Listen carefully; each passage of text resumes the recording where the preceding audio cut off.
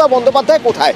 মমতা বন্দ্যোপাধ্যায় আজ দুপুরে দীঘা যাচ্ছেন, কারণ সেখানে যে জগন্নাথ মন্দির, সেই জগন্নাথ মন্দির কাজ কতদূর তৈরি হলো, জগন্নাথ মন্দির তৈরি হতে কতদিন লাগতে পারে, কবে উদ্বোধন করা যেতে পারে, তাও হয়তো আজ সিদ্ধান্ত নিয়ে ফেলা যেতে পারে। আমার সঙ্গে পঙ্কজ রয়েছেন দীঘা থেকে সরাসরি। পঙ্কজ, দীঘার কি অবস্থা দুপুরে? আর কিছুক্ষণের মধ্যেই তো মুখ্যমন্ত্রী মমতা বন্দ্যোপাধ্যায় পৌঁছবেন দীঘায়। হ্যাঁ দেখো অতটা তোমাকে জানিয়ে কি, যেখানে দুপুরে কিন্তু আসছেন রাজ্যের মুখ্যমন্ত্রী মমতা বন্দ্যোপাধ্যায়, কারণ যেখানে জগন্নাথ মন্দিরের কাজ খতিয়ে দেখবেন এবং পরিদর্শন করবেন।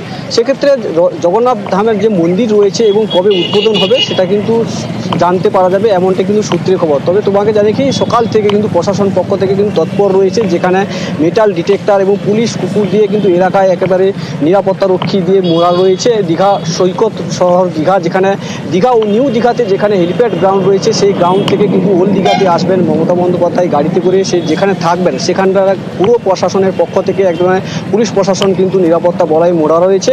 এই মুহূর্তে যে জায়গায় আমি দাঁড়িয়ে রয়েছি দেখতেই পাচ্ছ, একেবারে দীঘার জগন্নাথ ধাম, যেখানে জগন্নাথ ধামের যে মূল গেট রয়েছে সেই গেটের কাছ থেকে কিন্তু আমরা লাইভের মাধ্যমে দেখাচ্ছি।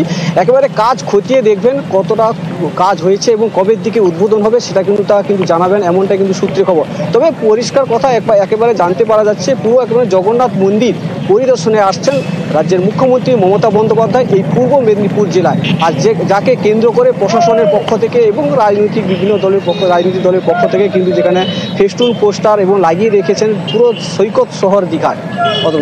বেশ, নজর থাকবে আমাদের দীঘা। ধন্যবাদ পঙ্কজ। এবং